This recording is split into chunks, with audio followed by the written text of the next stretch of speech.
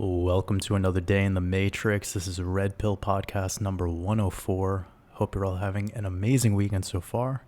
We have a lot to get into today because tonight's weekly close is actually a very critical close for the crypto market. So without further ado, welcome, get relaxed, get comfortable, grab yourself a glass of wine or beer if it's the nighttime, or a cup of coffee, tea, beverage of your choice. I'm actually drinking some really amazing cacao, ceremonial cacao. It's amazing. It's really different frequency. So we're going to be calm today, relaxed. We had a super spicy live stream yesterday for our 2-year anniversary of the YouTube channel. I believe next week I'll be celebrating the 2-year anniversary of doing the mastermind community. They were a little bit separated apart, and that'll be next Sunday, April 2nd. So I will be doing a live stream of Red Pill Podcast number 105 to celebrate 2 years of our mastermind community over here on Patreon. Again, I'm so grateful for everyone's support.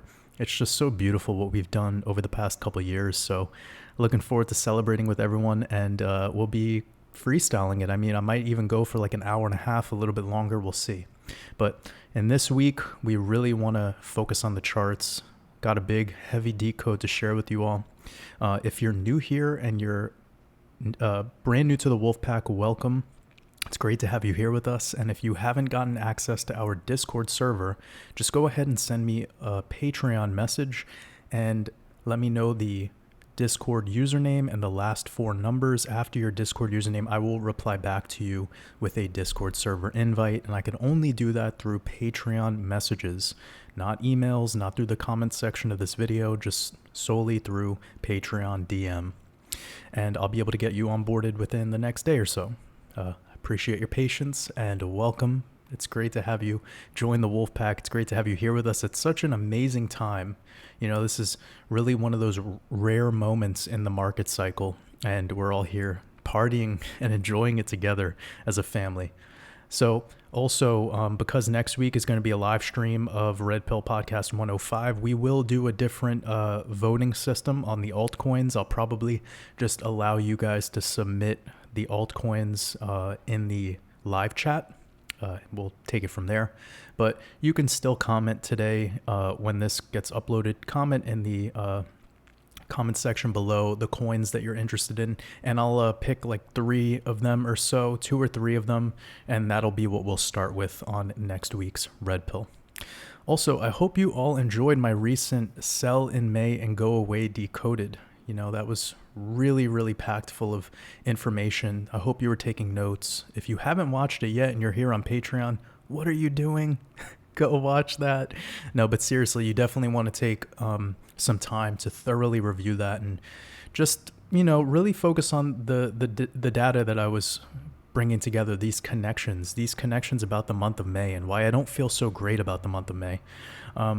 But just to give a quick summary, the focus was on being prepared to de-risk earlier and managing any greed that kicks in over the next month. So I'm speaking for myself, what I plan to do. I plan to de-risk early.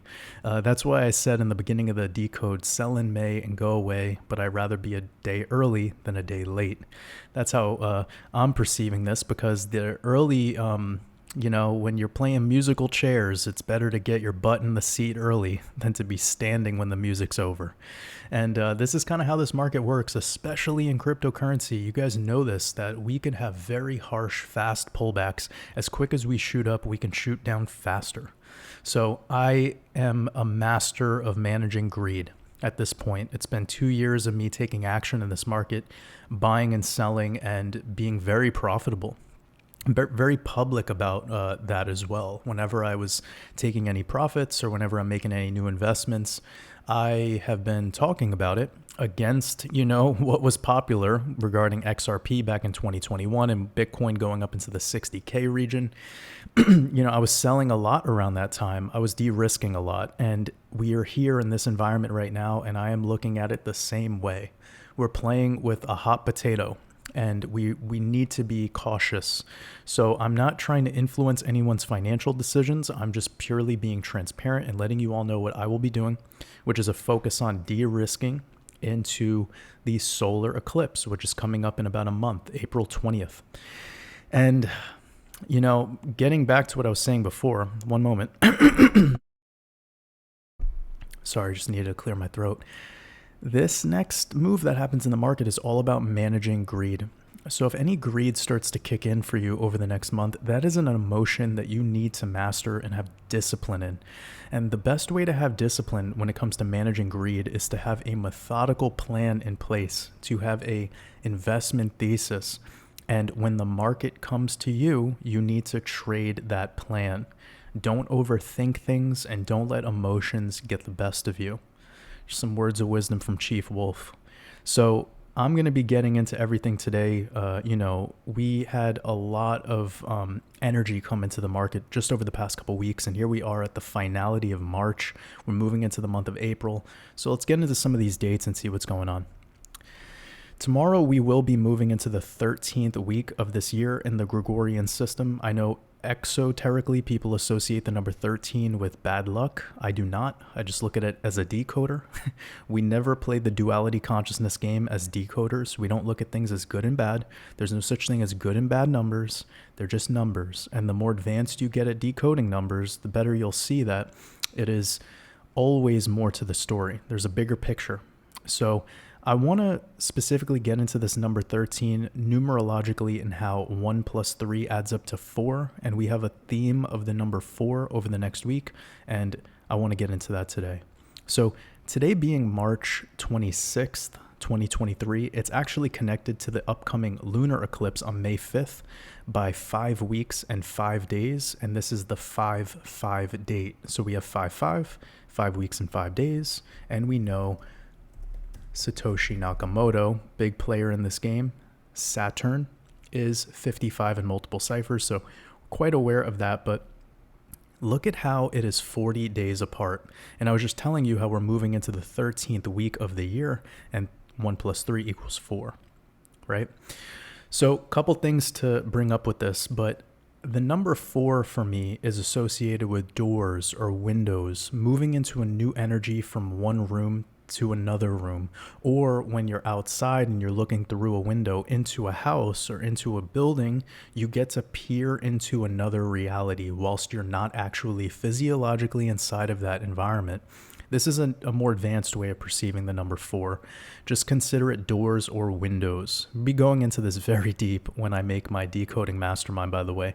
I will have a full section decoding numbers 1 through 33 probably, with most of my emphasis on 0 through probably 0 through 19, but we'll see how it goes, because essentially once you learn how to decode 0 through 11, it gives you most of your answers for the rest of the numbers that go on to infinity. So with that being said, this 4 symbology, doors, windows, kind of moving into a new energy, that's something to consider here, how we're kind of like moving this market through a portal, if you will. And since we're approaching the first quarter moon, that'll be coming up on the 28th, this makes a lot of sense to me. So let's look at a couple date connections. We have tomorrow being the 27th, Monday, Moon Day. And this 27th connected to the upcoming solar eclipse is going to be 3 weeks and 3 days, the 33 number of transmutation. This Tuesday, naturally, being 23 days apart, which 23, also 3 weeks and 2 days, 23, 32, as above, so below. This 23 is very important this year because we're in the 2023 year. We're in the Hebrew year of 5783, which adds up to 23, the year I'm calling Jubilee. You guys have heard this story before. Got that 23, which is tied back to Mercury, which if it's tied to Mercury, and also you got that number 40, which I was just telling you about, the number 40 days away from the upcoming eclipse. But with Mercury having that 23, he is the lord of fiat money, fake money, money created out of thin air, okay? And that 23 being tied to Bitcoin, which is all Bitcoin is. Bitcoin is the new fiat, if you think of that. It's just infinitely, well, I should actually take that back. That I'll slow myself down, because what I think I meant to say is blockchain, not Bitcoin. blockchain. And Bitcoin would be the introduction to the world stage of what blockchain is. But it is not like all the other cryptos in a very important regard, which is that Bitcoin is a fixed supply. And I believe the elite of the world have most of it. And they're buying up most of the mined Bitcoin instantaneously. They own the mining facilities. It is not decentralized, and that doesn't even matter, because once you learn about the New World Order and their plans, you learn what's going on here. So the FUD about Bitcoin and the psyop of everything else is just to confuse people and push them away from this basic truth. Bitcoin is not mercurial, actually, even though if we look at it mythologically, there's ties here, but it's created to essentially continue into price discovery on a cyclical cycle tied to astrology, whilst every other coin clearly is not, because we've watched OG coins from the 2017-2018 era never go into all-time highs during 2021 when we had the Federal Reserve printing money to oblivion. Think about that. The fact that we didn't see all-time highs for things, wow, I mean, you could name so many if you really wanted to. I think Monero was even one of those that was suppressed. Stellar Lumens, there was a plethora of coins that just were not able to make it into new all-time highs. Pretty amazing. XRP, obviously, popularly one of those. So getting back to this whole 23 number, it's important this year. Everything tied to the 23 will have immense energy. But I'm working on a Satoshi decode. I'm really trying to carve out some extra time for you guys to get that decode out. And I almost slipped up before where I was saying the Mercury tied to all of this. And, Bitcoin really isn't fiat, like infinitely printable fairy dust. It has this quality to it that is very special. And I'm in the midst of coming to my conclusions as I decode it further. I'm not conclusive just yet, but Bitcoin to me is, I'll just put it like this. It might be this guy. I know some of your decoders out there are like, what? But we got that 23. So anyways, I'm gonna do some more work in the background. You know me, when I release a decode, it's gonna be fire. It's gonna have an amazing connection. So let's move on. Fiat is tied to Mercury. And that also is something to consider, especially right now on the world stage, while we're watching all fiat monies become very weak. Even the US dollar is losing purchasing power. But as I've said before, the US dollar is the cleanest dirty laundry. I know a lot of people are having a hard time accepting such a thing, but it just is. But I'm still calling it dirty laundry. It's still rotten vegetables. It's just... You kind of have to be open-minded to this whole concept because of what we're in right now in the world. We're in an environment where we're heading towards a transition of this whole system that we call finances and global economy. So the US dollar is the king of all of the dirty laundry, if you will, but it's still dirty laundry. So getting into the 28th, this will be your first quarter moon. It's 23 days apart from that eclipse. That could be something significant to consider with this number 23. Now, naturally, that makes this Wednesday, the 29th, exactly 22 days until the eclipse. And I've spoken about these 22-day cycles many times, but specifically when it comes to the 2019 relief rally. So you guys probably remember the videos that I put out a couple weeks ago where I was talking about these 22-day cycles leading us into the top or the finality of this automatic rally. Right here was your solar eclipse. And then the market entered a downtrend. This is why I'm taking this so seriously, guys, because this is the same time of the cycle compared to 2019 as to today. We would be starting our solar cycle on April 20th, 2023. We started this solar cycle on July 2nd of 2019, and we rose into it to the start of it, and then we keeled over, held trend, and then entered a new bull run after the Bitcoin halving. I believe the same thing is going to happen this time. We're just playing it month by month, seeing how we can effectively de-risk on this move. And anyone who's here with the Wolfpack, like, you're ahead of the game, man. because you're going to be able to take action and dollar cost average all throughout this with a precision that is almost incomprehensible to the average hedge fund or money manager or financial advisor. We really have an edge on this because we know about this esoteric code. So getting back to this, we have these 22-day cycles. For instance, from June 4th to the top of that was 22 days. And then when we have from this wick right here to this next liquidity bust would be 22 days. And I spoke about this recently when it came to this microcycle top right here back in February 2023 over here. 22 days to the cycle low on March 10th. And that was the day that Silicon Valley Bank failed. You probably remember that. Now, if we take off this same day and we move over 22 days, it's going to show us Saturday, April 1st. So we're pretty close to that. That would be the monthly open. So I want to kind of get into the decode of that right now, considering the 22-day cycles. And that would be April Fool's Day. Right? Think about that. It lands on a Saturn day. And if we look at the numbers here, that would be exactly 4 days away from Satoshi Nakamoto's birthday. And we will be in the 13th week of the year still. 1 + 3 = 4. 4 days away from Satoshi's birthday. And this being the 4th month in the Gregorian system, April. Technically, it isn't the 4th month, but in the Gregorian system, the system that the collective agrees upon, it's your 4th month. So you have 4 for April, 4 days until Satoshi's birthday, and we're in the 13th week. 1 + 3 = 4. There's so many connections here, specifically because it's a Saturn day and Satoshi is Saturn tied to the birthday. So thinking about this from a astrology point of view, lunar astrology, this will be the day before the full moon in Libra. So we have a full moon in Libra on April 6th. I'm going to start talking a little bit more about the astrology stuff just to be more comprehensive. And for the astrologers in our community, you'll know that I'm super open-minded to all of this.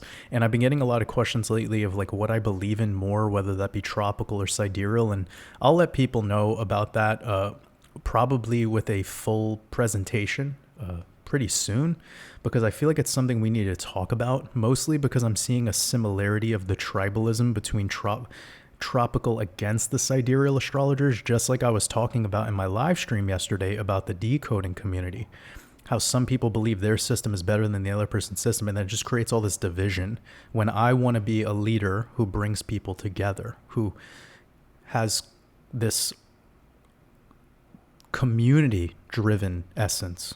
That's my priority, is to create community and to bring us together and to allow each other's systems to be cross-referenced here. So I'm going to talk about astrology more now, especially because of my last decode. I got a great amount of feedback, and it was specifically because of this connection between the tropical astrologers talking about Pluto moving into Aquarius on March 23rd. And remember, I said tropical astrologers. And it's interesting how this upcoming full moon on the 6th will be called the pink moon. And with pink moon equaling 107, just like Aquarius equals 107. And 107 is the 28th prime number. And Pluto equals 28 in Chaldean. Think about this. The tropical astrologers saying that that Pluto is moving into Aquarius, and it's all coded in, just like I showed you. So pretty mind-blowing code here, especially tied to this exact term, pink moon, which will be the upcoming full moon, the day after Satoshi's birthday. So sometimes this April full moon is actually called the fish moon. And that fish moon, this is amazing to me, like just by the code, because again, we have that number 40 where we started off this decode, but you can see the number 99 here. And that 99 ties back to Jupiter.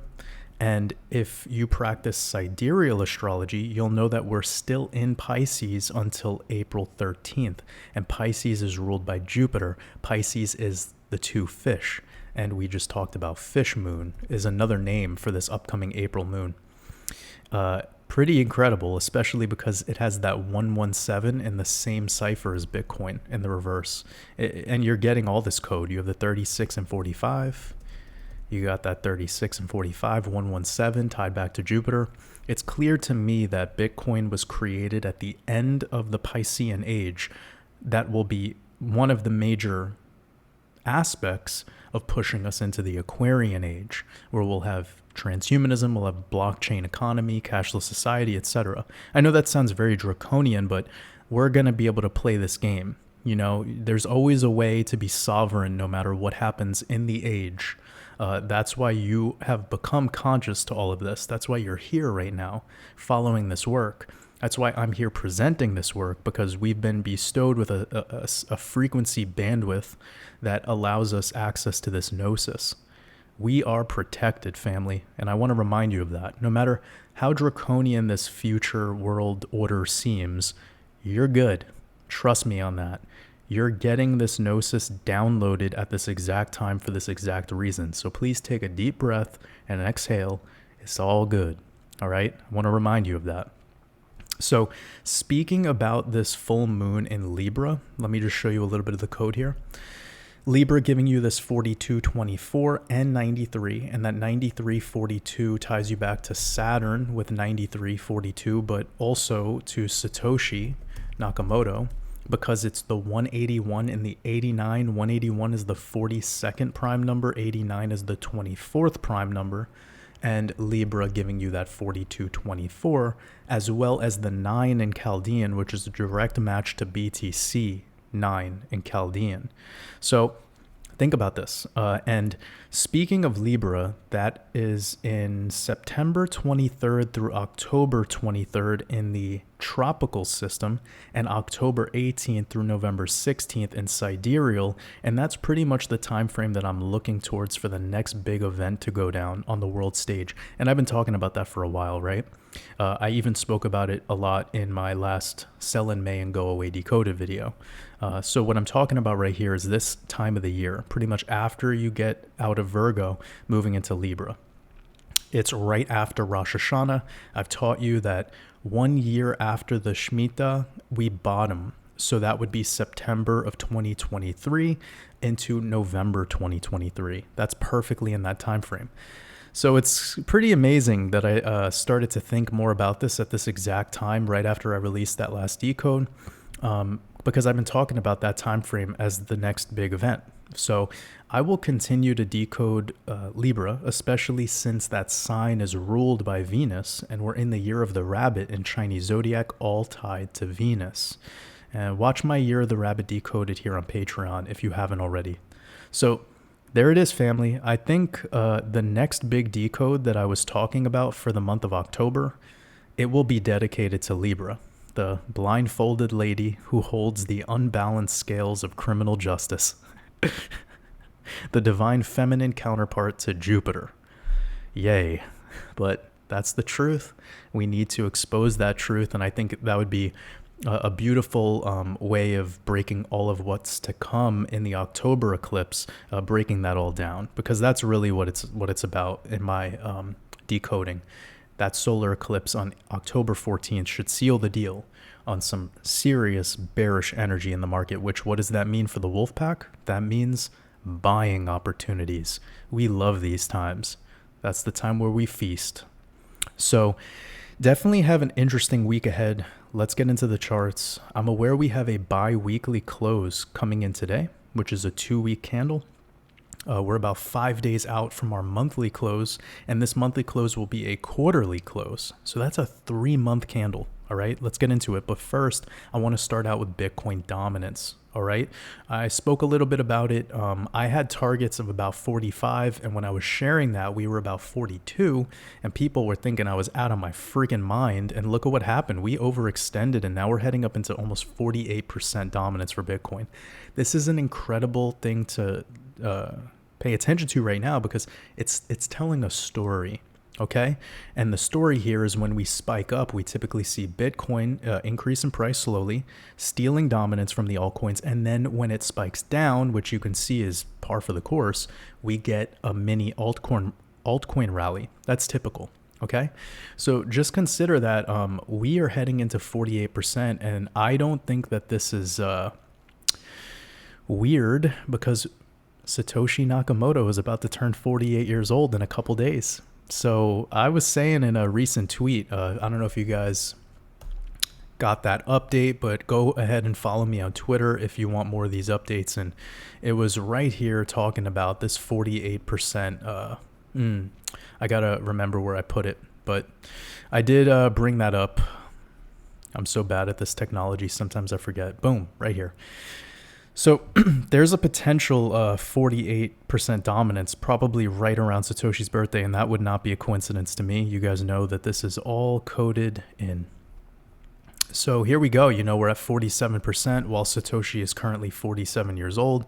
And we tend to stop out below 49%. Let me zoom out and show you. We have a couple iterations where we get up that high, but this goes back to 2021, family. We're looking at almost 700 days here. The last time we got at 48%, we killed over.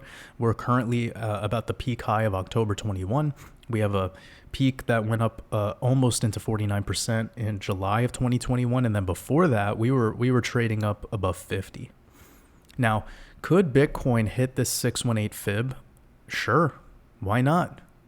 Before 2021, we didn't have that many shit coins, and now we do. So we could watch a lot of, dominance be sucked out of the shitcoin market. I can only imagine between 2020 and 2021 how many new nonsense altcoins were created. Just BS coins with no actual working technology behind them. So keep your eyes out on this. But what we're seeing right now, this like parabolic move in Bitcoin dominance should not be confusing to the wolf pack. This is something we anticipated. So let's get to the Bitcoin chart, look at the weekly. Let me peek into this really quickly because this is a long-term chart that we've been studying. Here we are on the weekly. I'm going to turn off this lunar phases. We have this last cycle from 2013 bouncing on this trend line at the summertime of 2015, new bull run, retesting it on the C19 dump, new bull run, retesting it, holding a support through 2022 into the fall time, breaking through, and then zooming in. We were treating it as a resistance for 49 days, dipping to a new macro low in the current cycle we're in, bouncing up, having about 4 to 5 weeks getting rejected on the outside. But then as of March 13th, we blasted through it. And lately you can see that we are back testing that trend line.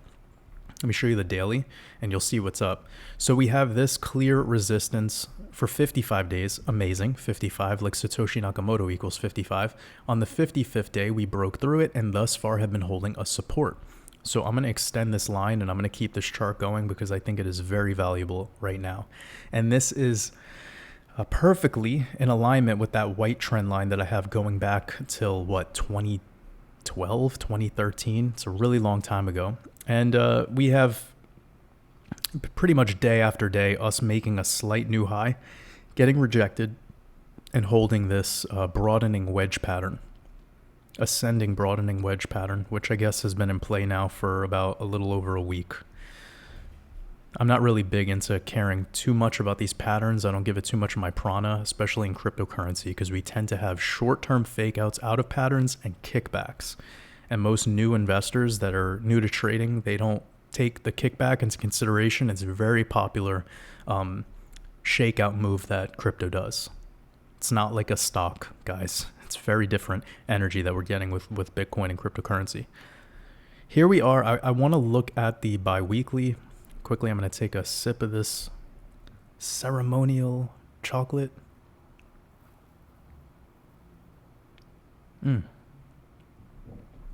So good. Cacao is really a divine fruit. So we're at the biweekly right now. Okay.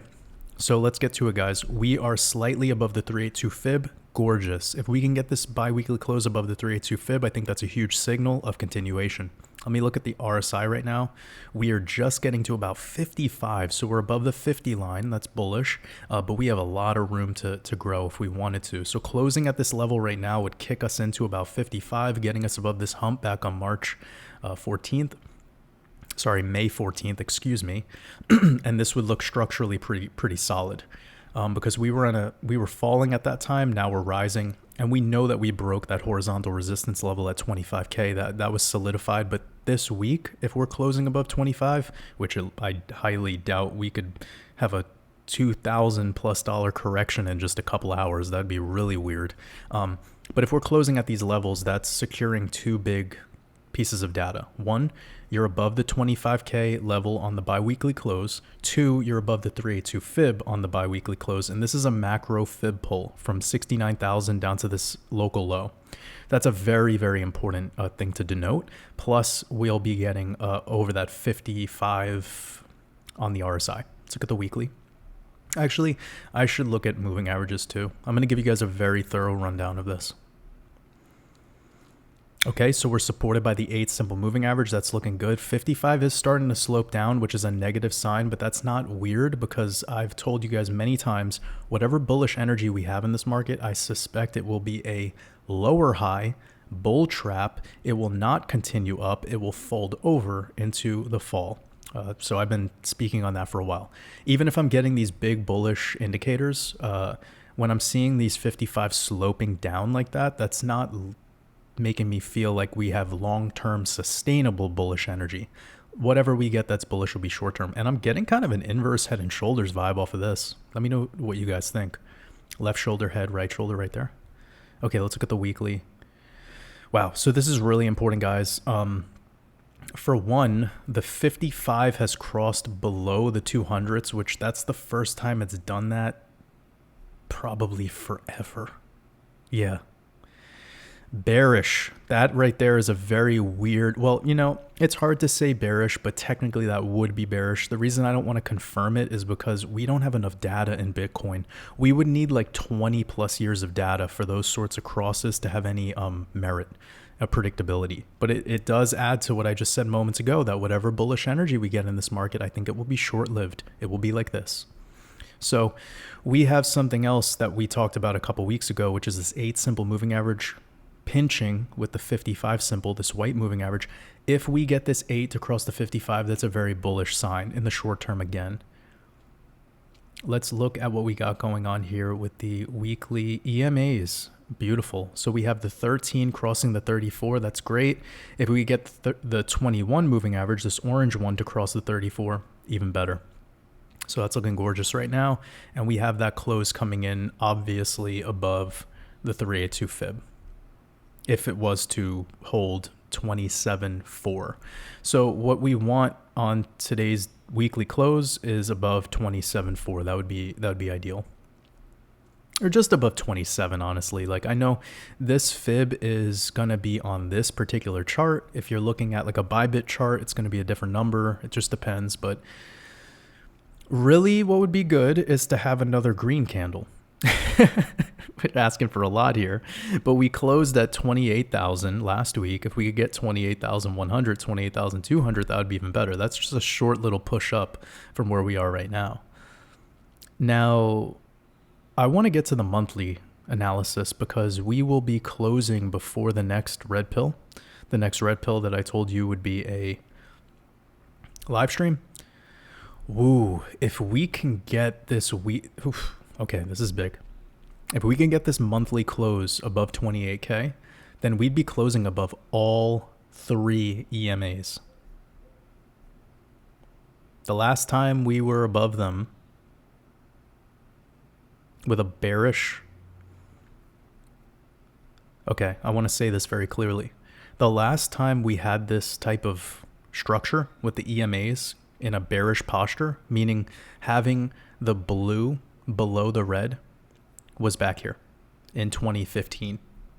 This is the cycle that I keep referring back to because there was a Shemitah here, whilst there wasn't a Shemitah here, and there was a Shemitah in this cycle.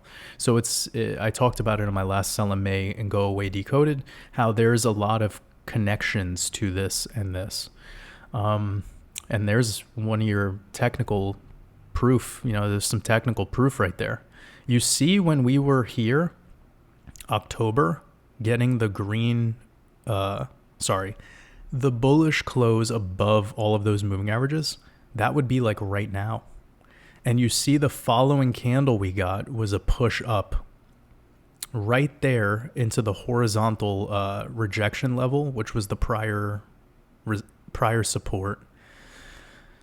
This is making me think a lot right now, actually, how this monthly close would solidify a push up into the prior support, which would be 35,000 Bitcoin. That would be that horizontal level right here. You can see on this closure, we got 1, 2, 3, 4, 5, 6, 7 before we took another leg down. So that would make a lot of sense to me, somewhere around 34, 35K. But you see that was a wick. We wicked up to that level and then held sideways for a little bit of time. Now, I don't know if this iteration is going to be the same, where we just continued up and had this beautiful, nice, bullish uptrend. In our current economic environment, I don't see that happening. I think we're going to have nice push up, then keel over, and maybe just hold higher lows. That would be very likely. Bitcoin's done that every other cycle. I don't see what would be different. Which was a big reason why I started accumulating my Bitcoin again on this confirmation candles that we started to see about a month ago. Hope I'm not confusing anyone right now, but this is my first time analyzing this, so it's kind of shocking, actually, to see that we haven't had a posture like this on the EMA since going back to 2015. And once we broke above it, we held it. I mean, even in this iteration right here, so this was the C19 crash, you can see we got bought up on the monthly right to the 34 EMA. Look at where our 34 EMA is now. You could look at it right here. It's at 27,000, guys. So will Bitcoin hold 27,000 on monthly closes forever now? I mean, these 3 EMAs are really key because you can see when we dumped from buying climax to selling climax, we were trading below the red. Here, buying climax to selling climax, we traded below the red. And we only did that for one stage of the cycle. Then when we broke into automatic rally, we held the moving averages. We broke into automatic rally, we held the moving averages. Dude, we held the moving averages on a black swan event that closed down the world for 2 years. One of the most historic events of our lifetimes, going back to like World War II. That's how serious this is. And we still held the moving averages. So all this stuff about 12K, 10K Bitcoin, I mean, what would it take to do that? Think about this. I've been very open to the idea that we could have a flush out of the shitcoin market of everything else. And I think that would bode well for Bitcoin, Ethereum, XRP, and the ISO compliance tokens. Seriously, I think that could keep Bitcoin structure. Now, I'm not saying that it is impossible for Bitcoin to break 15K to the downside. I'm just, where has there ever been an iteration where we've done such a thing? Like, what analysis can anyone possibly share at this point that proves that that is shown in the charts? Because that's all TA is, by the way, is being able to analyze the past. I think sometimes people forget that, especially people who are new to TA or people who only listen to analysts and don't actually know how to do it themselves. So I hope that this makes people see the way I see and how I'm lukewarm right now. I'm not picking a side. I'm not Bitcoin maxi by any stretch of the imagination. I'm just analyzing the cycles here. And this is clear to me that crossing above these 3 EMAs is a huge sign. I mean, look at that. Look at the 55, the white moving average. We've started to hold it on the past couple iterations since we closed bullish on the month of January. And we could be having this cross with the 8 above the 55 again. Very short-lived moment of it being in a bearish posture. But it's been holding the 55 thus far as it likes to in the past. Again, very limited data, but we're doing the best we can with the data we have. Monthly close above these 3 moving averages, bullish. So that would mean if we can close March above 28K, that would be really, really nice. Let's look at the bi-monthly. Ooh, okay, so this is very interesting. God, it's so coiled together. Do you see how all of our key moving averages are pretty much sitting at around 26? It's 26, 27. So it's the same thing. If Bitcoin closes this month over 28K, it would be a bi-monthly, or no, excuse me. I should go to the 3-month. I don't want to confuse you guys. Let's look at this because we don't have our bi-monthly coming in until the end of April. Okay, this is more sensible to me. Wow. Look at this structure with the 8 on the 3-month. We don't have enough data. This is really this would get messy if we were trying to analyze based on the 3-month candles. But the one thing we can say is we see a similarity between October coming into the bottom supports, just like we see here coming into those bottom supports. You see it's like about 3 months sideways. Here it's about 3 months sideways. We dumped down and now we've come up into the bottom. It's the same. The only difference is we're lower than the 8 simple moving average right now, 31,700. I do not think Bitcoin, that would be very weird if Bitcoin gets sucked up to 31K next week. Is it possible? Of course. We're in this is a circus. This market is this market's a circus. I'm gonna take a sip of chocolate real quick. Okay. Wow, this stuff almost tastes like a dark beer, like a porter, or a Belgian quadruple. I love Belgian beer, by the way. That stuff's incredible. But that's what this cocoa tastes like. It's amazing. And it's just chocolate, ceremonial, high quality cacao and water. Wow. Stuff's amazing. I'm feeling good. All right. I got to do this more often. Get cacao drunk before I do a red pill. Really zoning in.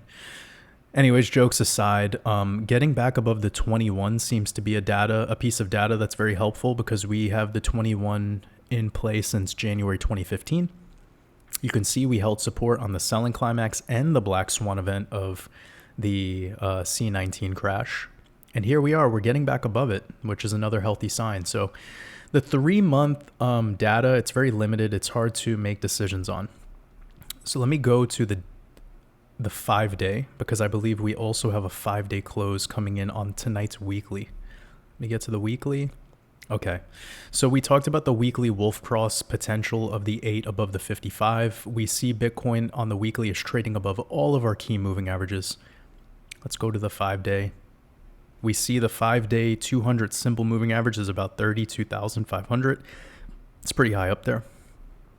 And that 32,500 of the 200 simple moving average is right there at the 0.5 fib. And I've been telling you guys, pay attention to Bitcoin above the 0.5 fib.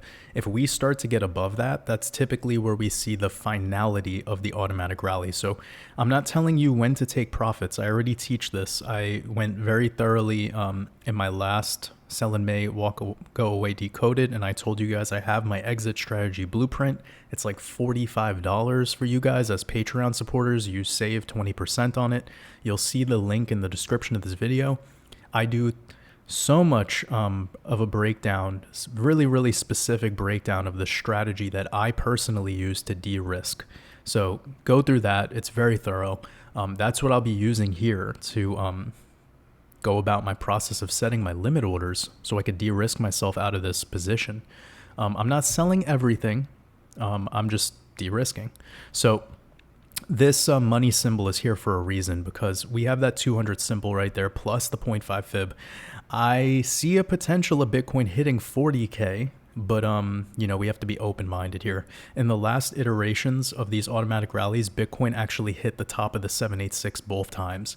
I think it would be very weird for Bitcoin to hit 50K right now. I don't feel like that's going to happen, but again, we're in a circus.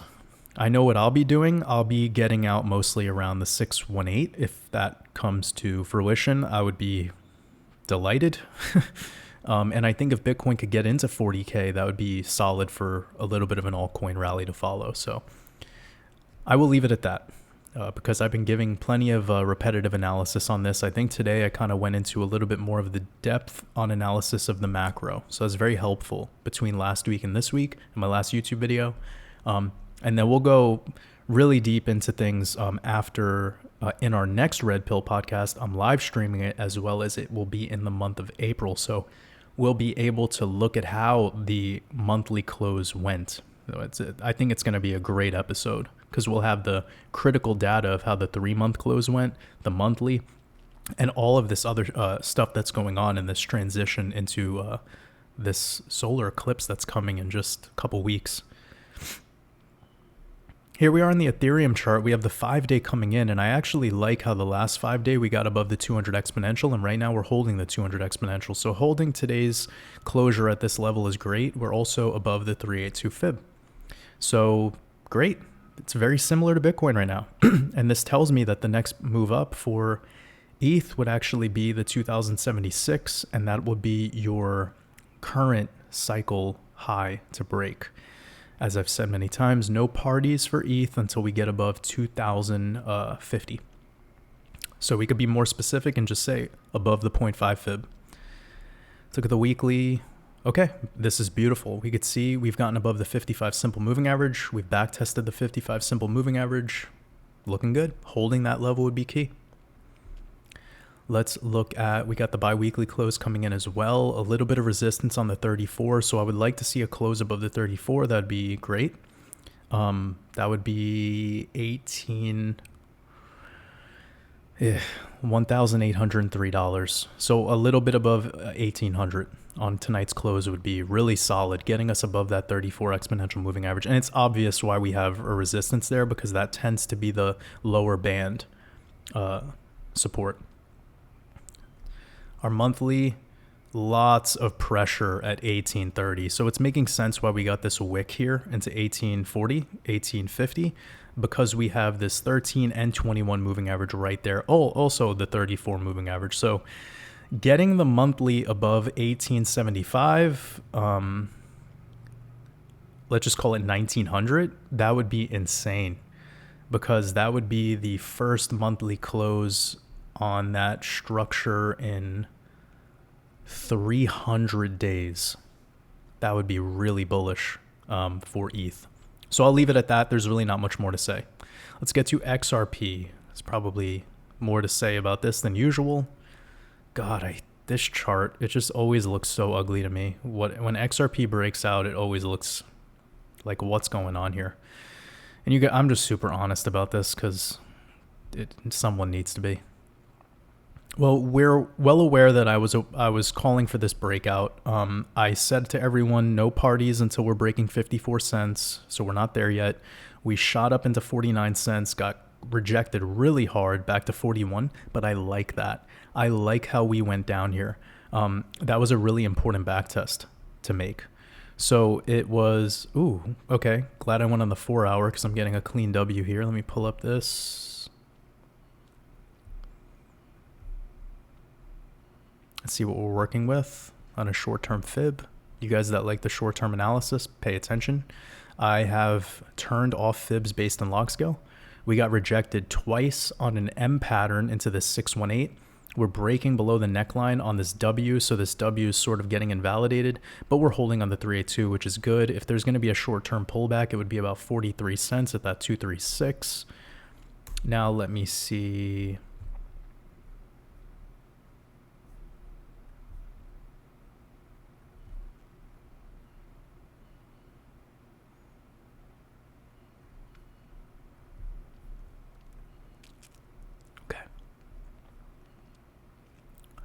Yeah, let me stretch this out a little bit.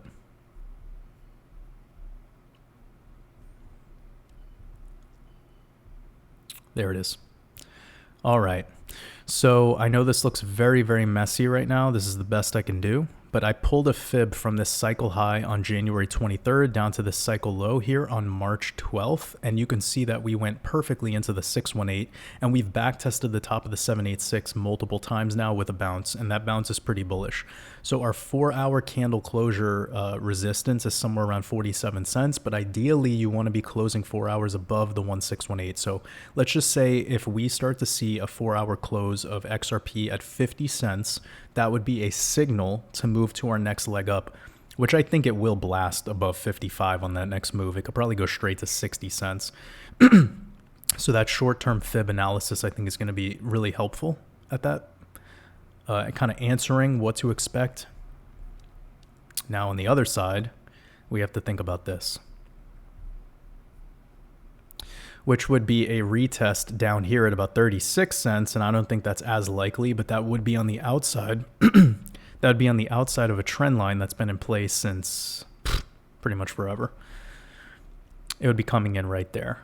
And given that the full moon is right there in this time frame, perfectly aligned with that 1618, I don't think it's going to push down that far, though. That would be unlikely, but it's a possibility.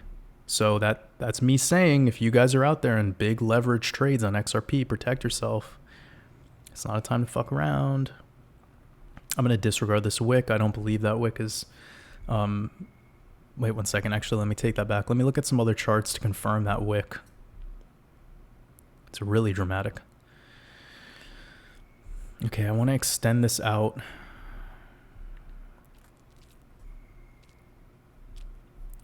Okay, it's official. Yeah, it's on multiple charts, so... Wow, yeah, it really just had this moment on the beginning of January. Crazy. 1 second. All right. So here we have a different kind of picture.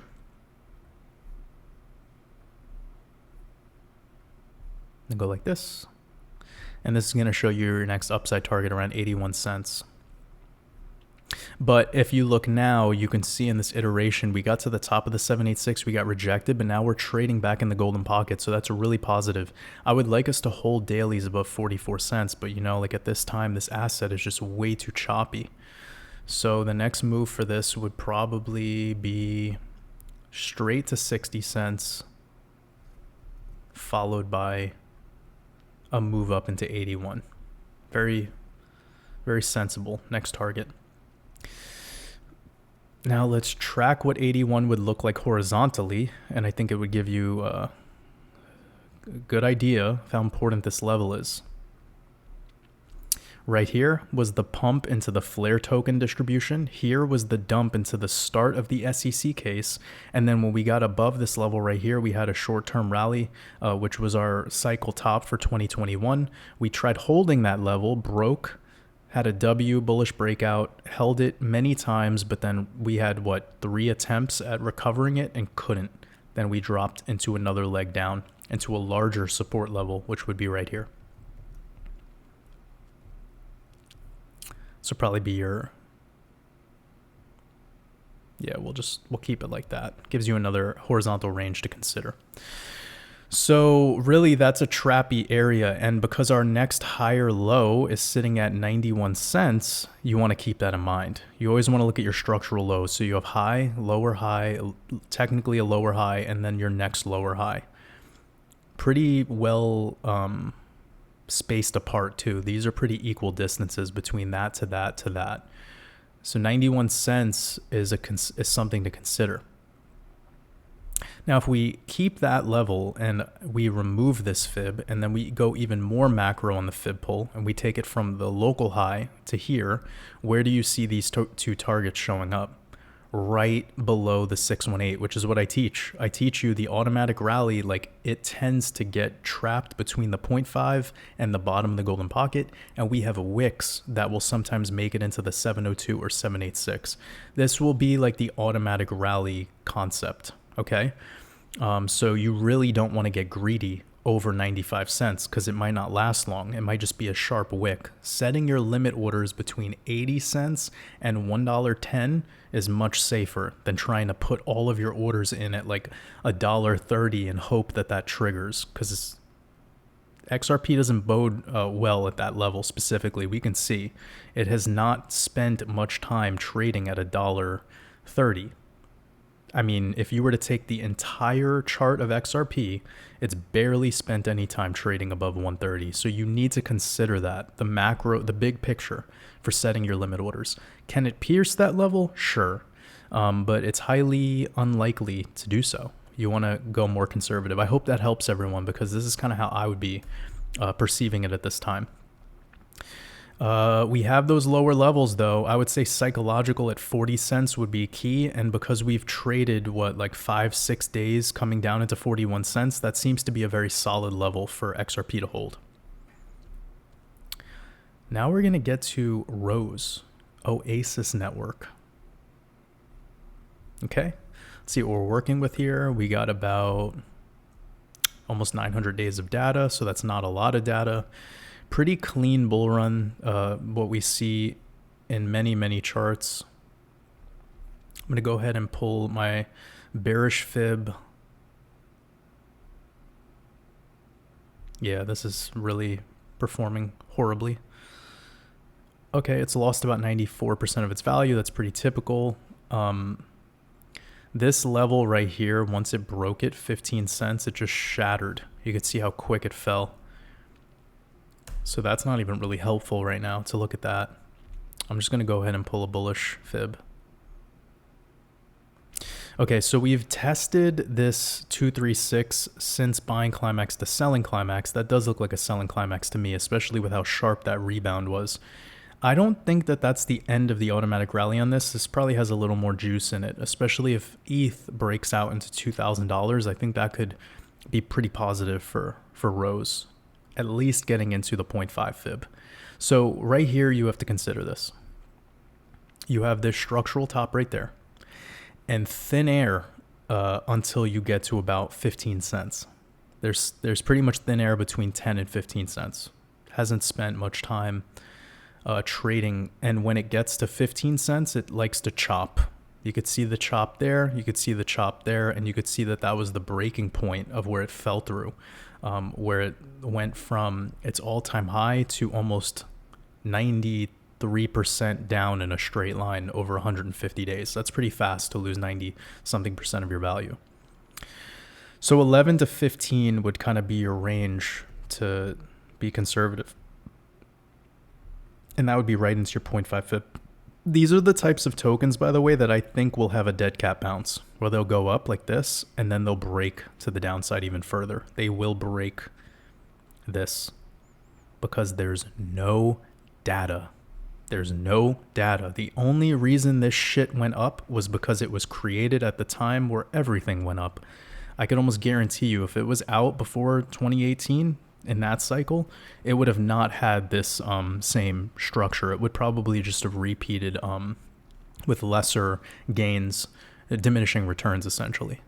But with these charts, I'm very weary that they are not long term. They're probably going to have a dead cap bounce scenario. And then when you start looking at the potential lows here, it gets pretty bad.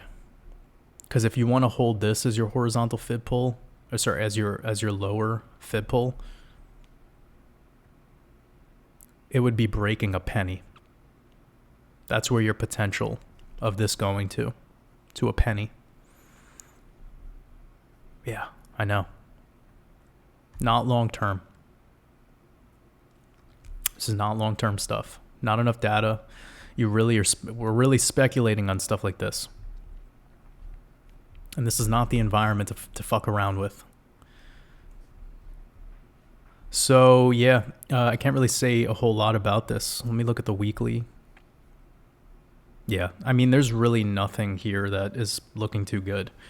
Even ETH is looking to close on new highs structurally, while this coin is just chopping below the 236 at lows. So the performance is not so good. I don't like the way this looks. I'll drink some cocoa real quick. Yeah, I don't like this. It's not a good looking chart. I wouldn't trust this for the long term, and I think it's more likely to come back to 4 cents. And between 4 cents and limiting trading data of 3 cents, more likely a dead cat bounce that breaks down to 2 cents and eventually 1 cent, and then no one will care about this project. Because that's just the way retail is. Retail only cares when it's bullish. And if this didn't have that past cycle, like I'll share a theory I have. Anything that was launched and didn't have that past 2017, 2018 cycle is really on the chopping block for the next big event to happen in finances. Those are the coins I see with the potentiality to go to zero. So Algorand, and I'm not saying Rose will go to zero, but I'm pretty adamant that a dead cat bounce scenario is possible in it, which would be below a penny. So it's still like, what's its worth? Okay. Now here we're looking at Algorand. It's been some time since I've covered this chart. We have this is not looking good at all. This is a clean fib pull, by the way, so I'm not going to adjust this at all. We could see 3 touch points, rally, holding, break. That's a clean fib pull. From that level to that current high, yeah, Perfect. We see the break and we came down to the 1618, but couldn't hold it. We traded there for about 150 days, broke below. This is your selling climax, but what I don't like is this. This is bad. Rejection at the bottom of the 1618, which was that 150-day potential support. We traded into the C19 lows. This is your C19 crash, and this thing retested those same levels. That's not good, man. The fact that it came up after that and got rejected at this level, this is not good. This is like prime time shitcoin style chart. And I feel like, I know I might get some shit for saying that because I know it's an ISO compliant token. It's like a lot of people feel really great about this project, I'm sure, because of connections and the technology and the blah, blah, blah. But yeah, look at the chart. Just shut off your mind sometimes and just use your eyes. This is not good. This would be like if Bitcoin was at $3,000 right now. But Bitcoin's not. It's at 28K. So yeah, this thing had a nice recovery off the C19 crash. It did enter, it had a pretty nice bull run, I guess. But yeah, just really poor performance lately. And it's not seeming to catch up with the overall bullish energy that we're seeing in other things, such as Bitcoin, Ethereum, XRP. I know Hex has done its own shit lately. But, this is really not looking too good. Now, what I can say that could be a little bullish concept is this W. That's potential. So we'll know the W if we can get a weekly close above this 1618. And then let me turn. Oof, my God. This is why I look at charts on log a lot, because when I look at linear, it like makes my stomach hurt. Horrible looking chart. If you made it to the waters above Wolfpack, you're a real one. Get spicy. But the truth sets you free. Yeah, I mean, what? This won't even matter. Yeah. Yeah, sucks. This thing is shit. Okay. I mean, yeah, you have to get above 40 cents to even have an automatic rally. Imagine that. Yeah, you have to get above 40 cents. I mean, I don't know what to say about this. Maybe the 382, if it could get some juice, technically it should be able to make it up to 66 cents. And that would be the level that I would anticipate would be the best opportunity, the most bullish for this coin. You could just see it's pretty clear as day. That would be your rejection after the V-shaped recovery of the C19 dump. That was the level we got above for the finality of price discovery. It was the retest level and the break level. 66 cents is everything for Algorand. Keep that in mind. If we're going to have an automatic rally, that'd probably be where I see the end of it. Something like this. And then hope that it fucking holds 15 cents because of how limited the data is here and how... Yeah, this is not... Do I have a longer chart on this? I feel like I'm... No, I can't get into that right now. I'll just look at CoinMarketCap because I feel weird that it has such limited data. But we do have the C19 data, and that's all that matters. It did trade back down to those C19 levels, which is proof that it's not looking so good. Okay, so yeah, there it is. The all-time low was technically in March, and all-time high was at the launch. So it's only lost value since it's launched. Okay, this is the correct chart. Yikes. Yeah, this seems like a distraction. We'll see. I'm not going to put too much thought into this right now. Right now, all we care about is the automatic rally, and I would definitely de-risk this thing. I would de-risk that. 60 cents. Okay. Polygon, Matic. Let's see what we got here. It's been a minute. Where is it at? Okay. Much different vibes here. Got data going back to 2019. That's better than nothing. Pretty incredible bull run. We're looking at 20,000% off of the average. Nice sell off after buying climax. That's pretty clear to me that that's the selling climax. It only lost about 90%. Okay, that's good. It's healthier. It popped up really quickly back above the 382, and it's held the 382 for 200 days. Bullet looking grip. This is looking good. Ooh, that's what I don't like though. This might be the end. There it is. That's probably the end of the automatic rally for this coin. Maybe it comes up double top. Maybe into the 702. It's just I don't like that 702. Once we have buying climax to selling climax and we hit the 702, especially the way the structure looks with like a wick at the top piercing through it and a big red rejection candle 2 weeks in a row, that looks like an automatic rally to me. That's the vibes. So I hope, I'm sure some people are still in this project holding this, but that's kind of like the level where you would want to get out anyways. And if anyone had my exit strategy blueprint, they would know about this kind of stuff.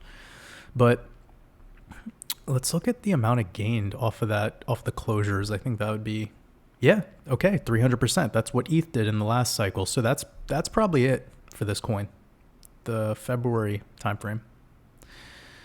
So if Bitcoin wants to recover a little bit, you would want to maybe look to like 140, 150. And if this thing is lucky, it will shoot to the 786, and then that would probably be the highest it gets. But so far, that is what an automatic rally looks like. It hits into the 702, closures below it. It's all the textbook signals. I do like the chart, though. It's really stable. I mean, you could see that it was sideways for a while. Then it popped off 600 days, had a nice bull run, and this could be the start of your sideways 600-day cycle for now. And there you go, March. That puts you right into around the time of the next Bitcoin halving. Have a little dippy dipperoo, and then go to price discovery.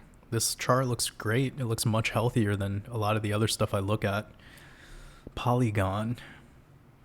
It's a very interesting logo too. It's two hexagons kind of merging together and forming an 8. Also, it's purple symbolism, which is the crown chakra.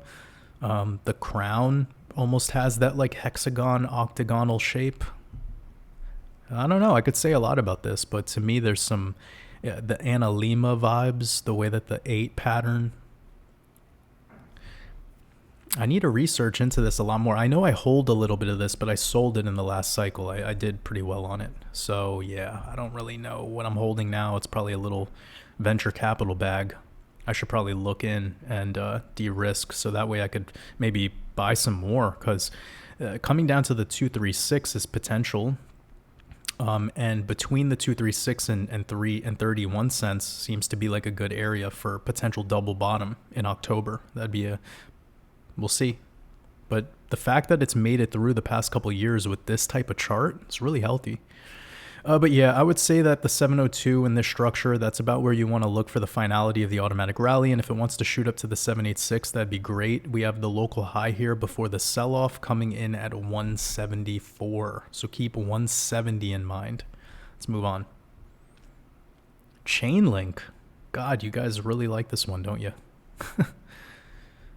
Chainlink behaving like a stable coin lately. I know I picked up some of it recently. Kind of on this vibe of it holding the 1618 so cleanly. I actually like that. I like how it's been holding that level.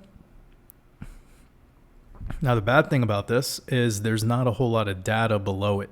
So if it does drop again, it's going to go down to 3, but this could be an opportunity for us to get back above this red line, which would be a resistance that's been in play for 300 days. Mamma mia. Okay, let's look at a bullish fib pull. See what we're working with. So our bullish targets are on the right. We could see the 0.5 fib sitting into this $16, $17 region, which is right there at that last rejection. You could see it very clean. I'm going to turn this all off. Boom. You see that right there? That little move before it keeled over. That was right there at that level.